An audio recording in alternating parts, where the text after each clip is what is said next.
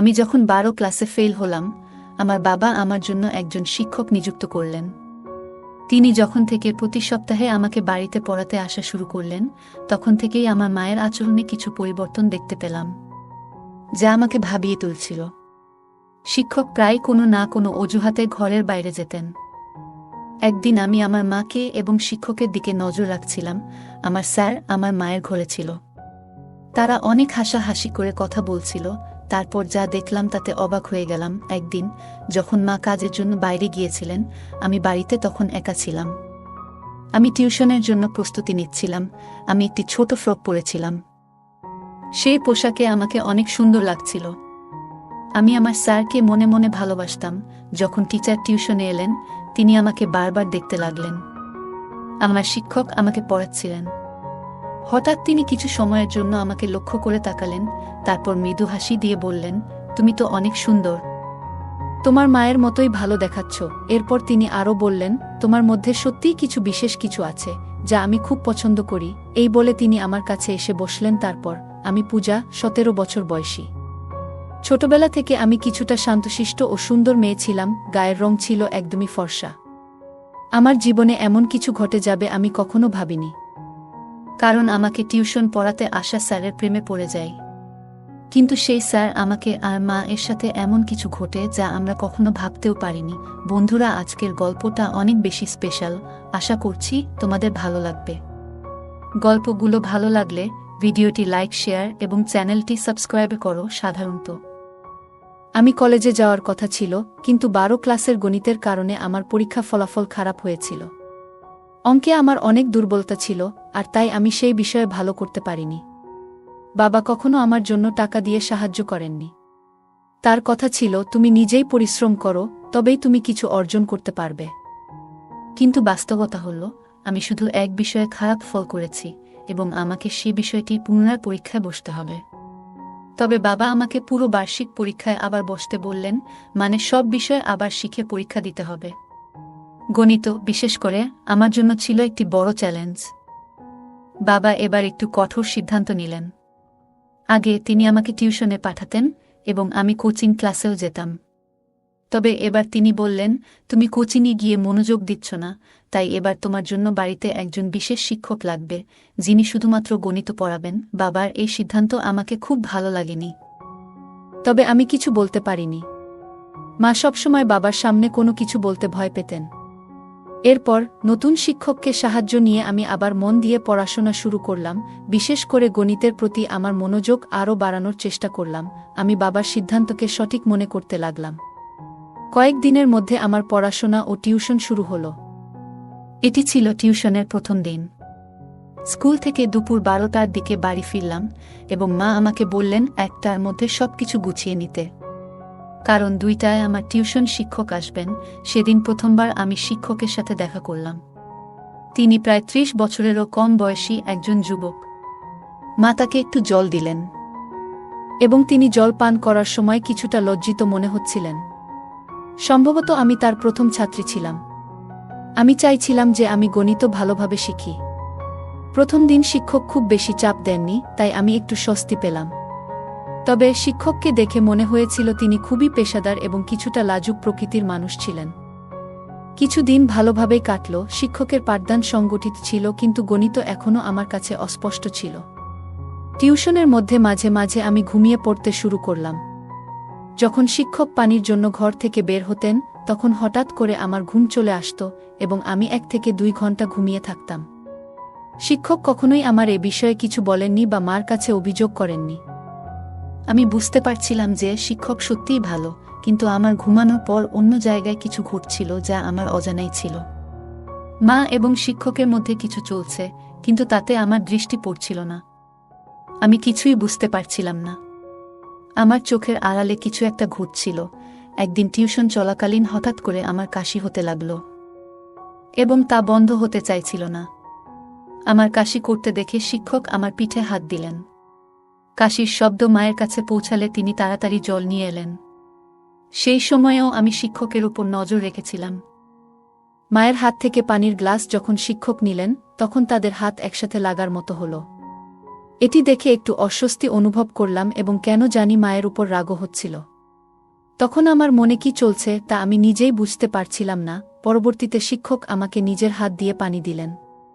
তিনি আমার কাছাকাছি আসছিলেন এবং আমার মধ্যে এক অদ্ভুত অনুভূতি শুরু হল। এই অনুভূতিগুলি কি তা আমি জানি না, সে সময় আমি এটি ঠিকভাবে বুঝতে পারিনি। পরের দিন স্কুলে গিয়ে বিরতির সময় আমার দেখা হয় আমার বন্ধু তানিয়ার সঙ্গে। তানিয়া আমার পুরনো বন্ধু এবং আমরা দুজনেই 12 ক্লাস পর্যন্ত একসাথে পড়েছি। সে আমার মতো ফেল করেনি, তাই কলেজে ভর্তি হয়েছে। সেদিন আমি তানিয়াকে একটি ছেলের সাথে দেখলাম। আমি জিজ্ঞেস করলাম, তুমি সবসময় এই ছেলের সাথে সময় কাটাও কেন? সে উত্তর দিল, এটা আমার বয়ফ্রেন্ড। তার উত্তর শুনে আমি তাকে বোঝাতে লাগলাম, তানিয়া, এত কম বয়সে এসব তোমার জন্য ঠিক নয়। প্রেমের জন্য হয়তো এখনো সময় রয়েছে। তখন তানিয়া হেসে বলল, পূজা, কলেজ লাইফ তো এসবই করার জন্য। কলেজে যাওয়া মানেই এরকম কিছু। আমি যদিও কলেজে ছিলাম না, তবুও মনে হতে লাগলো যে বয়ফ্রেন্ড থাকা জরুরি। তানিয়া বলল, দেখো, কলেজে প্রায় সব মেয়েরই বয়ফ্রেন্ড আছে। তুমি এখনও স্কুলে, তাই হয়তো বয়ফ্রেন্ড গার্লফ্রেন্ড সম্পর্কের ব্যাপারে তোমার ধারণা খুব স্পষ্ট নয়। আমি বুঝানোর চেষ্টা করছিলাম যে এটি সঠিক নয়, কিন্তু এর মধ্যে সে হেসে বলল, তাহলে কি তোমারও কোনো বয়ফ্রেন্ড আছে? তার এই প্রশ্নে কিছুটা বিব্রত হয়ে আমি বললাম, না। আমার কিছুটা ধীরতা দেখে তানিয়া বলল, পূজা, তুমি 12 ক্লাসে পড়ছো বটে, কিন্তু তা বলে তোমার বয়স তো আমার সমান। যদি তোমারও কারো সাথে বন্ধুত্ব করার ইচ্ছা থাকে, তাহলে মনে রাখবে, এটা শুধু কলেজের জন্য নয়। যদি কাউকে ভালো লাগে তবে তার সাথে কিছু সময় কাটাতে ভয় পাবে না। তানিয়ার কথাগুলো আমাকে ভাবাতে লাগলো। মনে হলো, যদিও আমি কলেজে নেই, তবুও আমার বয়স এমন যে আমি এসব অভিজ্ঞতা নিতে পারি। সে তখন বলল, যদি তোমার কারো সাথে বন্ধুত্ব করতে হয়, তাহলে আমি তোমাকে আমার বয়ফ্রেন্ডের এক বন্ধুর সাথে পরিচয় করিয়ে দিতে পারি। আমি সঙ্গে সঙ্গে জানিয়ে দিলাম, না, আমি সেই জন্য প্রস্তুত নই। কারণ আমার বয়সের ছেলেদের প্রতি আমার বিশেষ আগ্রহ ছিল না। গত কিছুদিন ধরে আমার নজর কেবল আমার টিউশন টিচারের প্রতি ছিল। কখনো কখনো অনিচ্ছাকৃতভাবে টিচারের হাত আমাকে স্পর্শ করলে এক ধরনের অনুভূতি আমার মনে জেগে উঠত। তানিয়ার সাথে কথা বলে আমি বুঝতে পারলাম, যখন কাউকে ভালোবাসা হয় তখন এ ধরনের অনুভূতি হতে পারে। এখন আমি বুঝতে পারলাম যে আমার টিউশন টিচার আমাকে ভালো লাগছে, আর তাদের বয়সের বিষয়টি আমার কাছে অপ্রধান হয়ে পড়ে। আমি সিদ্ধান্ত নিয়েছিলাম, শীঘ্রই আমি আমার অনুভূতি আমার টিচার এর সাথে শেয়ার করব। আমি নিশ্চিত ছিলাম যে সে আমার প্রস্তাব নাকচ করবেন না, কারণ আমার সৌন্দর্য বিশেষভাবে আকর্ষণীয়। সেদিন যখন আমি স্কুল থেকে বাড়ি ফিরলাম, মায়ের কিছু বলার আগেই আমি টিউশনে যাওয়ার জন্য প্রস্তুত হয়ে গেলাম। আমাকে তাড়াতাড়ি প্রস্তুত দেখে মা আমাকে প্রশংসা করে বললেন, আজ তো তুমি দারুণ প্রস্তুতি নিয়ে এসেছ। মা জানতেন না আমি কেন এত তাড়াহুড়ো করেছিলাম। কিছুক্ষণ পরে টিচার যখন আমার বাড়িতে এলেন, আমি শুধু তার দিকে তাকিয়েছিলাম।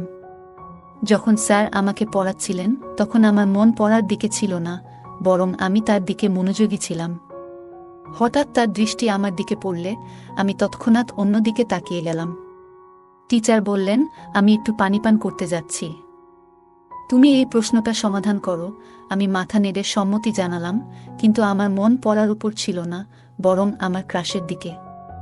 আমি তাকে মনে মনে ভালোবাসতে শুরু করছিলাম, কিন্তু আমি জানি না এই কথাটা তাকে জানাবো কিভাবে। কিছু সময় পর আমি আবার বিশ্রাম নিতে যাচ্ছিলাম। আমার খুব ঘুম পাচ্ছিল, কিন্তু নিজেকে জাগিয়ে রাখলাম। অনেক সময় পার হয়ে গেল এবং টিচার ফিরে আসলেন না। তাকে ডাকতে বাইরে গেলে দেখলাম সে হলরুমে মায়ের সাথে বসে আছেন। আমার টিচার মায়ের কাঁধে হাত রেখে গল্প করছিলেন, যা আমার কাছে একটু অদ্ভুত লাগল। আমাকে দেখেই সে মায়ের থেকে কিছুটা দূরে সরে গিয়ে বললেন, আমার একটু অলস লাগছে, তাই আমি তোমার মাকে বলেছিলাম আমার জন্য চা বানাতে। আমি মাথা নেড়ে কিছু বললাম না। মা বললেন, ঠিক আছে, আমি চা বানিয়ে নিয়ে আসছি। এই সময়ে তুমি পূজার টিউশন চালিয়ে যাও, আমি চা তোমার ঘরে নিয়ে আসব। টিচার আমার সাথে ফিরে ঘরে এলে আমি তার পাশে বসে কিছু গণিতের প্রশ্ন জিজ্ঞেস করতে লাগলাম। আসলে আমি কিছুই বুঝছিলাম না, কিন্তু ইচ্ছাকৃতভাবে বারবার তার কাছে প্রশ্ন করছিলাম। পড়ানোর সময় টিচার আমাকে একটি সংখ্যা লেখার জন্য বললেন, কিন্তু আমি ভুলবশত সেই সংখ্যা উল্টো লিখে ফেললাম। টিচার ভাবলেন আমি ভালো করে লিখতে পারছি না, তাই তারা আমার হাত ধরলেন এবং আমাকে সঠিকভাবে লিখতে শেখানোর চেষ্টা করলেন। সে যখন আমার হাত ধরেছিল এবং লেখার পদ্ধতি বুঝাচ্ছিলেন, তখন আমার মনে এক অদ্ভুত খুশির অনুভূতি হচ্ছিল। আমার প্রিয় ব্যক্তি আমার খুব কাছাকাছি ছিলেন, এবং আমি তার দিকে হাসি মুখে তাকিয়েছিলাম। তখনই মা চা নিয়ে ঘরে এলো। মা দেখা মাত্রই টিচার আমার থেকে একটু দূরে সরে গেলেন, যেন মা তাকে শাসন করার জন্য এগিয়ে আসছেন। আমি মা এবং টিচারের সম্পর্কের দিকে বেশি লক্ষ্য করছিলাম না। আমার মন ছিল একমাত্র টিচারের দিকে। ভাবছিলাম কিভাবে তাকে আরও বেশি আকৃষ্ট করতে পারব, কিভাবে আমি তাকে আমার মনের কথা বলতে পারব। পরের দিন টিউশনের মাঝে টিচার আবার পানি খাওয়ার জন্য বেরিয়ে গেলেন। অনেক সময় হয়ে গেছে, কিন্তু টিচার ফিরে আসছিলেন না। তাকে খুঁজতে আমি ঘর থেকে বেরিয়ে গেলাম। সেই দিন তারা হলরুমে নেই।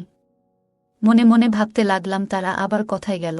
আমি মায়ের ঘর থেকে কথাবার্তার শব্দ শুনতে পেলাম। আমি ধীরে ধীরে মায়ের ঘরের কাছে গেলাম এবং দেখলাম দরজা একটু খোলা। দেখলাম টিচার মায়ের সঙ্গে সেখানে বসে আছেন এবং তারা একে অপরের খুব কাছে।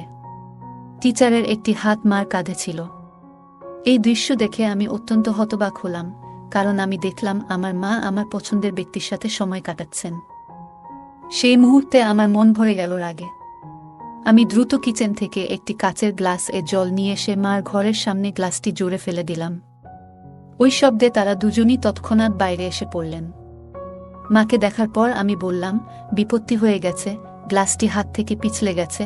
কিন্তু টিচার উল্টো প্রশ্ন করে বললেন, তুমি এখানে কি করছো?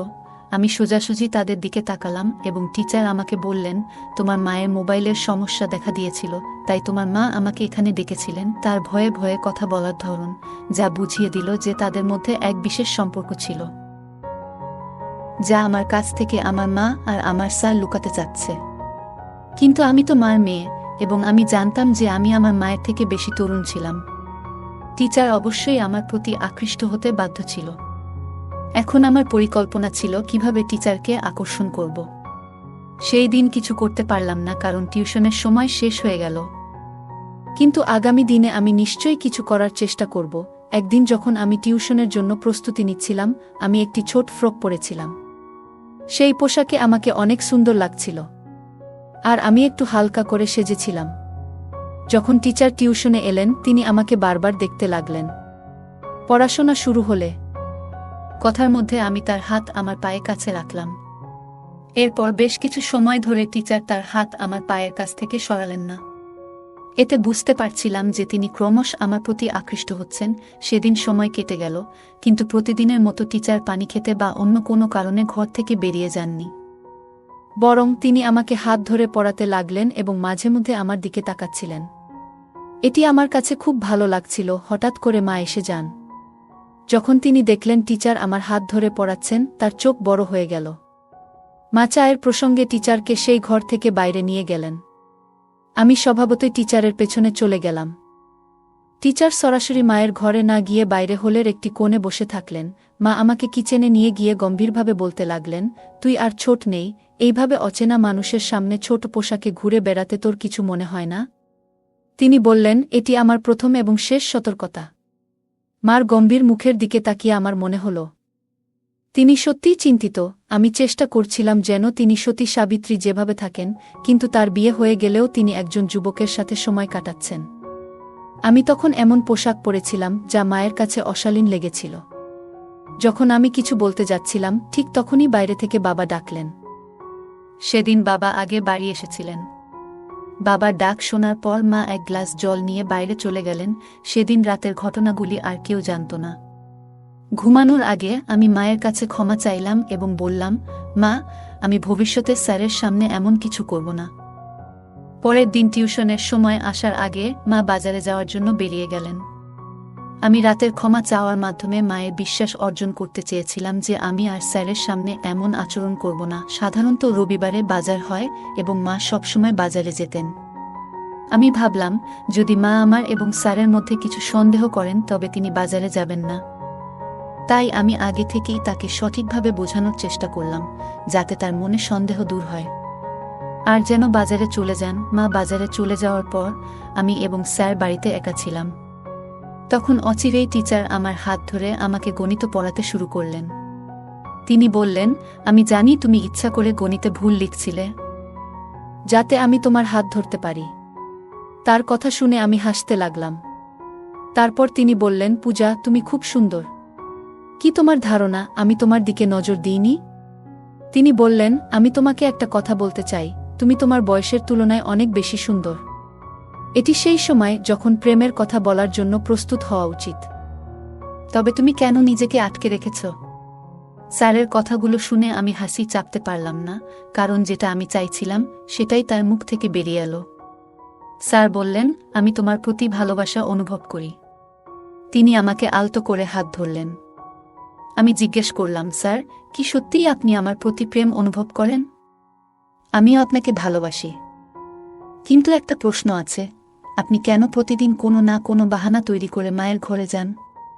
আপনাদের মধ্যে কি কোনো সম্পর্ক আছে?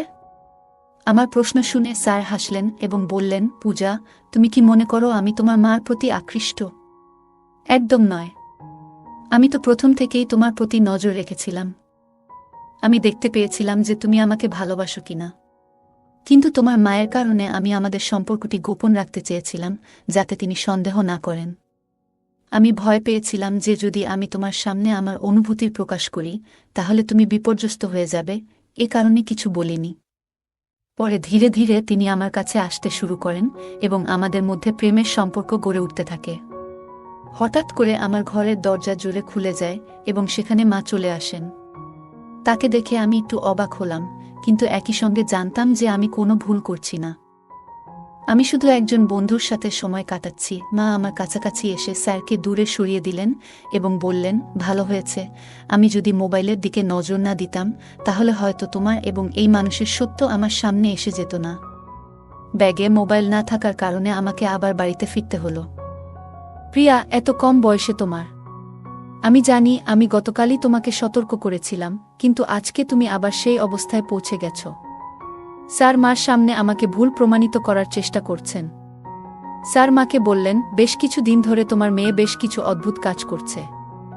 আজকে সে নিজেই আমার সঙ্গে এই বিষয়গুলো নিয়ে আলোচনা করতে এসেছে। মাকে বলতে দেখার পর আমি বাধা দিলাম এবং বললাম, মা, এই লোকটির কথায় বিশ্বাস করো না। আমি তোমার শপিং ব্যাগে থেকে তোমার মোবাইল বের করেছিলাম, যাতে তুমি অর্ধেক পথে ফিরে এসে সত্যটা জানতে পারো। এটি আমি ইচ্ছাকৃতভাবে করেছি, যাতে তুমি বুঝতে পারো এই ব্যক্তির আসল চেহারা কি। আমি বললাম, এই টিউশন শিক্ষক আমাদের বাড়ির 2 মহিলার সঙ্গে এক ধরনের অসৎ ব্যবহার করছে। তুমি তার প্রেমে পড়তে পারো, কিন্তু আমি না। আমি কয়েকবার তোমাদের দুজনকে একসঙ্গে দেখেছি। তাই আমি এই সব ঘটনাকে সাজিয়েছি, যাতে তোমার কাছে এই লোকটির সত্যি মুখোশ খুলে দিতে পারি। যখন স্যার পড়াতে আসেন, ঠিক তখন আমি মায়ের মোবাইলে ভিডিও রেকর্ডিং শুরু করে দিই এবং সেটি ঘরের এক কোণে রাখি। যে কোনো কিছু তিনি মায়ের সম্পর্কে বলতেন, সবকিছু সেই মোবাইলে রেকর্ড হয়ে গিয়েছিল। যখন মা সেই ভিডিওটি দেখলেন, তিনি বুঝতে পারলেন যে স্যার তাদের সাথে প্রতারণা করছেন। মা সেই নালায়েককে পুলিশে দেওয়ার হুমকি দিলে তিনি সেখান থেকে পালিয়ে গেলেন। এরপর মা বললেন, পূজা, আমি অনেক ভুল করেছি, আমি জানি। কিন্তু আমি কি করব? তোমার বাবা আমাকে তেমন সময় দেন না। যেদিন তোমার টিউশন শিক্ষক বাড়িতে এসেছিল, সেদিন থেকেই তার সাথে আমার কথা বলা শুরু হয়।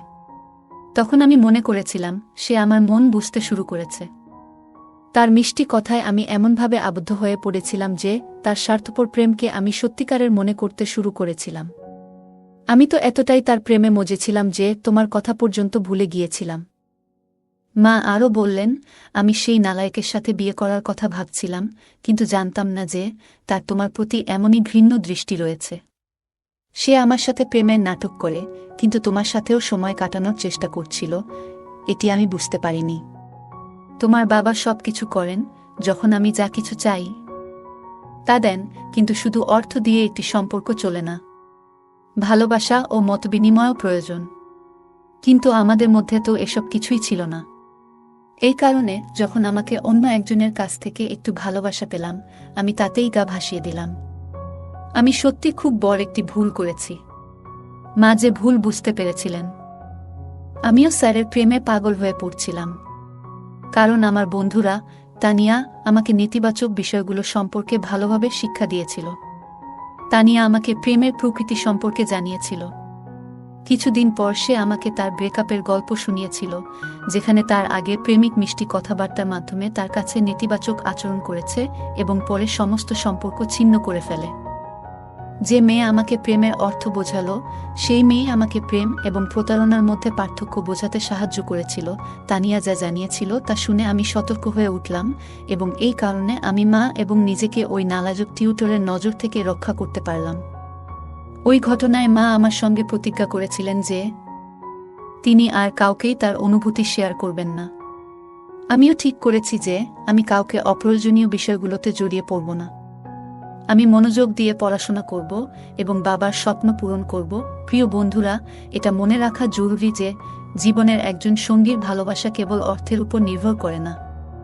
সময় মতো সঙ্গীকে সময় দেওয়া এবং তাদের অনুভূতিগুলো বোঝা জীবনের একটি মৌলিক প্রয়োজন। প্রত্যেক সঙ্গীকে এটি বুঝতে হবে, নইলে যদি হঠাৎ কোনো তৃতীয় ব্যক্তির সামনে আপনার অনুভূতি প্রকাশ করেন, তাহলে ওই ব্যক্তি এটি সুবর্ণ সুযোগ হিসেবে নিতে পারে। ভালোবাসা পাওয়ার জন্য কিছু কথা বলাটা গুরুত্বপূর্ণ, কিন্তু এটি কোনো যুদ্ধ নয়, বরং সঙ্গীর প্রতি সত্যিকারের ভালোবাসা। যে কোনো পরিস্থিতিতেই ভালোবাসা তাদের কাছেই প্রকাশ করতে হয়। জীবনে অনেক সময় আমরা সহজে মানুষের কথায় বিশ্বাস করে ফেলি, কিন্তু গুরুত্বপূর্ণ যে আমরা সব সময় সতর্ক থাকতে পারি। যে ব্যক্তি আমাদের খুব কাছে আসতে চায়, তার উদ্দেশ্য কি তা বোঝা অত্যন্ত জরুরি। ভালোবাসা শুধু মিষ্টি কথায় বা বাহ্যিক আচরণে নয়, বরং এটি ভিত্তি করে একে অপরের প্রতি বিশ্বাস, শ্রদ্ধা এবং আন্তরিকতার উপর। ভালোবাসা কখনো প্রতারণার মতো হতে পারে না, আর সম্পর্কের মধ্যে সৎ ও খোলামেলা থাকা উচিত। যে কোনো পরিস্থিতিতেই নিজের সম্মান এবং আত্মমর্যাদা রক্ষা করা অত্যন্ত গুরুত্বপূর্ণ। কখনো এমন কোনো পরিস্থিতি তৈরি হলে যেখানে আমাদের সম্মান বা নিরাপত্তা হুমকির মুখে পড়বে, তখন তা থেকে বের হয়ে আসতে হবে। এখানে স্যারের আচরণ ছিল প্রতারণামূলক, তবে মা প্রথমে তা বুঝতে পারেননি। গল্পটি আমাদের শেখায় প্রেম এবং সম্পর্কের মধ্যে স্পষ্ট পার্থক্য থাকা উচিত। ভালোবাসা কখনো কারো দুর্বলতা বা অপব্যবহার করে না, তা একে অপরের সম্মান ও সহযোগিতায় ভিত্তি করে গড়ে ওঠে। কখনো যদি কোনো সম্পর্কের মধ্যে একপাক্ষী বা একতরফা কিছু ঘটে, তবে সেটি প্রেম নয়, বরং প্রতারণা। গল্পের শেষে মা ও পূজা একসঙ্গে সিদ্ধান্ত নিয়েছিল যে তারা আর কাউকেই নিজেদের জীবনে সময় দিতে বা তাদের অনুভূতিতে জায়গা দিতে চাইবে না, যারা তাদের নিরাপত্তা বা মনের শান্তিকে ক্ষতিগ্রস্ত করতে পারে। এই সিদ্ধান্ত তাদের জীবনে ইতিবাচক পরিবর্তন আনতে সাহায্য করেছিল। নেতিবাচক পরিস্থিতি থেকেই মানুষ অনেক কিছু শিখে এবং তার থেকে উপযুক্ত সিদ্ধান্ত নিয়ে নিজেদের জীবনকে সুন্দর করে তুলতে পারে। বন্ধুরা, যদি এই গল্পটি ভালো লেগে থাকে, তাহলে দয়া করে ভিডিওটি লাইক করুন এবং আমাদের চ্যানেলটি সাবস্ক্রাইব করুন। পাশে থাকা বেল আইকনটি প্রেস করুন, যাতে করে আমরা যখনই নতুন ভিডিও আপলোড করি, তার নোটিফিকেশন সবার আগে আপনার কাছে পৌঁছে যায়। ধন্যবাদ। দেখা হবে আমাদের পরবর্তী ভিডিওতে।